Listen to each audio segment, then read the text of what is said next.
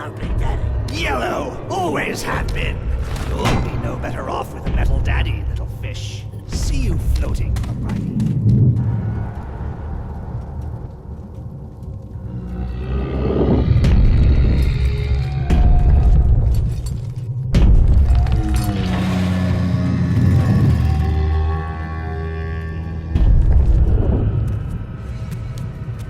Look, Mr. Bubbles, it's an angel. I can see light coming from his belly. Wait a minute, he's still breathing. It's all right. I know he'll be an angel soon.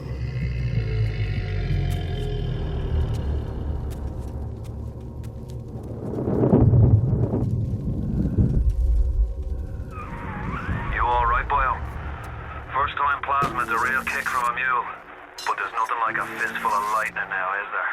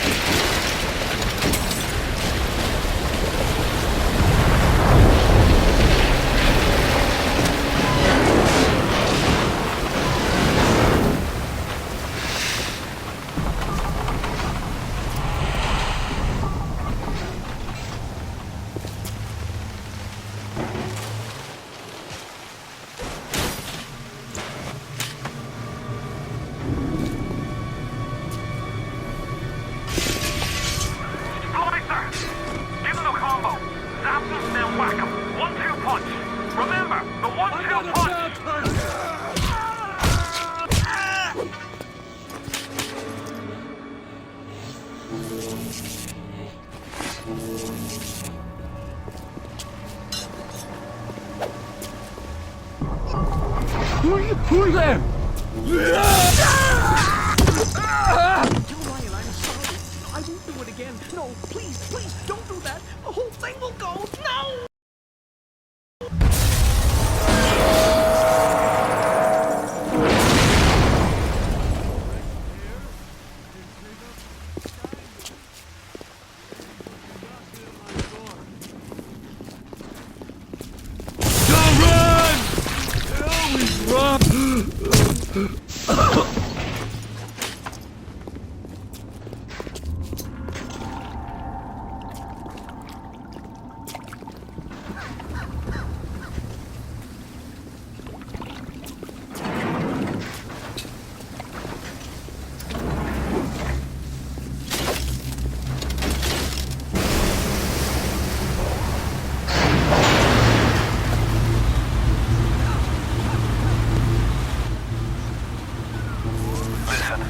I've got a family. I need to get them out of here. But the splicers have cut me off from them. If you can reach them in Neptune's bounty, then maybe, just maybe. I know you must feel like the unluckiest man in the world right now. But you're the only hope I'll ever see my wife and child again. Go to Neptune's bounty. Find my family, please.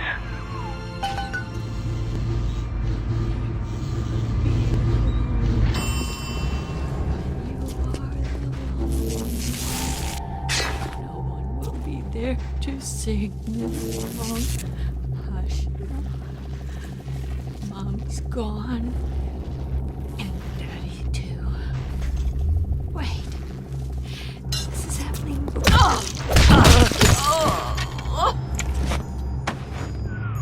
Plasmids changed everything.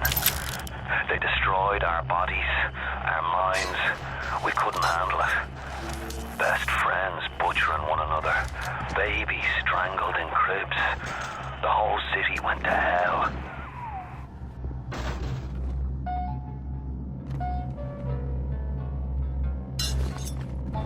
If I didn't care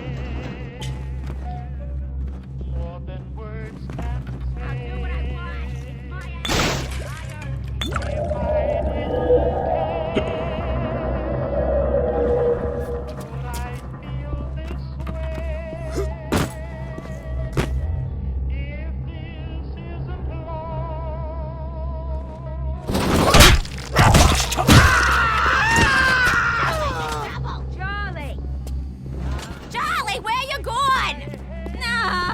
Charlie! What are you doing?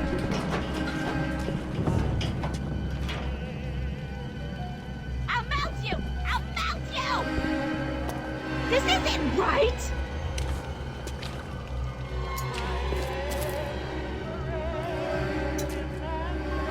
Here it comes! Here it comes! I'll make it double! Careful now. Would you kindly lower that weapon for a minute? You think that's a child down there? Don't be fooled. She's a little sister now. Somebody went and turned a sweet baby girl into a monster. Whatever you thought about right and wrong on the surface, well, that don't count for much down in Rapture. Those little sisters, they carry Adam, the genetic material that keeps the wheels of Rapture turning. Everybody wants it, everybody needs it.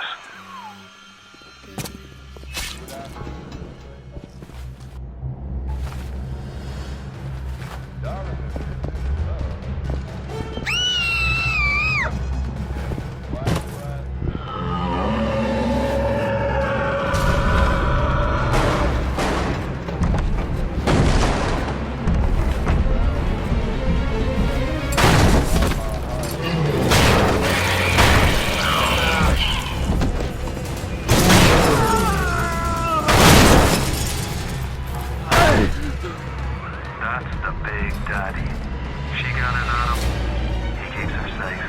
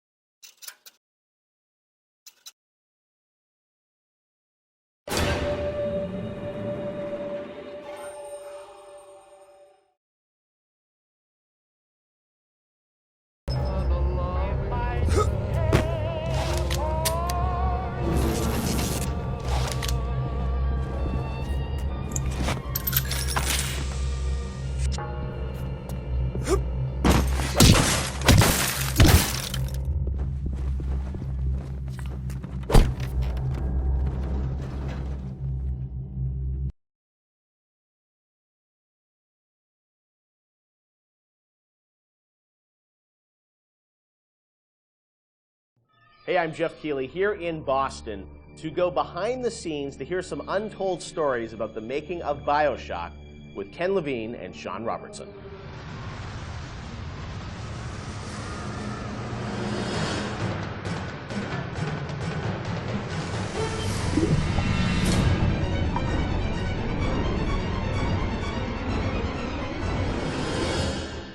Let's talk a bit about the theme and setting of BioShock, Rapture. I think a lot of people, when they played the game for the first time, Ken, they wondered, how did you even dream up this place? And I know you said publicly before that part of the reason you sort of, what led you to Rapture was this idea of fully simulating a place. Tell us about that sort of idea and the frustrations you had with other games where you sort of hit a bound.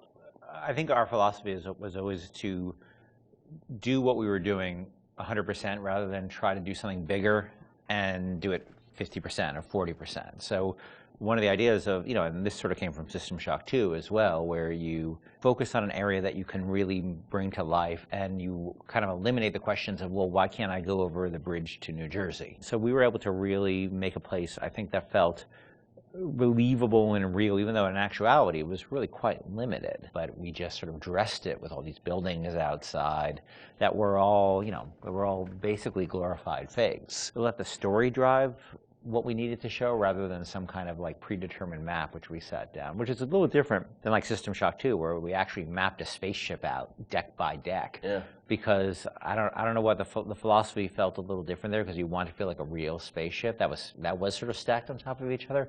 Rapture was free to sprawl across the ocean floor. Although you guys originally, Sean, were talking about doing this game on a sort of spaceship again, right? Yeah, when we first started talking about what the spiritual successor to System Shock 2 is going to be, Spaceship came up, but again, we wanted a limited environment, and we didn't necessarily want to do spaceship again. And our first actual exploration of this space was underwater, but ultimately ended up looking like a spaceship. It just happened to have a couple of seaweed fronds outside. And that started to push us towards what artistic statement that we wanted to make this look different, and what rules we were going to set for the world. How at every turn we were going to try to remind the player that they were in fact underwater and that this wasn't a spaceship. And how, like, underwater, we obviously know you did underwater, then sitting in the sky, like, where did you come with the idea of, like, doing this underwater? I think there was probably a conversation. It's like, well, what kind of places could be cut off from other places? Yeah. Like, well, spaceship, summer camp, any island notion, right? Something that's cut off from the rest of the world. Yeah. So you never felt like you should be able to go over that bridge to New Jersey. I don't want to apply some deep and meaningful conversation. I think it was one of those ideas that you just kind of say, and then everybody's, that sounds cool. Let's try that. Let's go for it. And I think it lended itself to having very nice views out the window without having to build an insane amount of unique assets. Right. By today's standards, we still were a small team back then. And there's an expectation that because you're underwater, the view distances are going to be short, so you can really kind of fade out into the fog at a short distance and not have the expectation that, why can't I see forever? So there's a lot of limitations in a good way that we put on ourselves by being underwater, as opposed to, like, if you're on a cruise ship, then you'd expect to see across the water, and we'd have to deal with that. Same thing with an island. Or in a city in the sky. Yeah, exactly. Which was a lot more complicated, yeah. So you came up with the idea of, let's do this underwater, let's do this sort of isolated place. Then you had to answer the question of, why would someone build this? Is that sort of how it worked, sort of order of operations? You then had to come up with a story to explain? Yeah, I think we wanted a very believable reason why they'd be there. Right. And sort of the necessary isolation of the place sort of led to, well, what kind of person would want to do this? And I wasn't even particularly aware of the sort of political implications of what I was reading, but I've been reading, I had read The Fountainhead. Right. By Ayn Rand, and I mostly thought it was an interesting story. Like, I didn't realize that people were sort of basing their sort of political lives around it, because I wasn't that tuned in to that stuff at that point. And so, but I love the dialogue and the kind of speechifying in it, because you can see a video game character speaking with that kind of certainty and that kind of confident philosophy. It just seemed like a natural kind of thing to apply to this place, and so it just sort of all came together as a sort of who is the guy who would do this? Well, that character. He was sort of this amalgamation of characters from Ayn Rand's books and Ayn Rand herself. This sort of idealistic person who says, well, the only way to do this is to separate from the rest of the world, and that led to Andrew Ryan. I am Andrew Ryan, and I'm here to ask you a question. Is a man not entitled to the sweat of his brow? No, says the man in Washington, it belongs to the poor.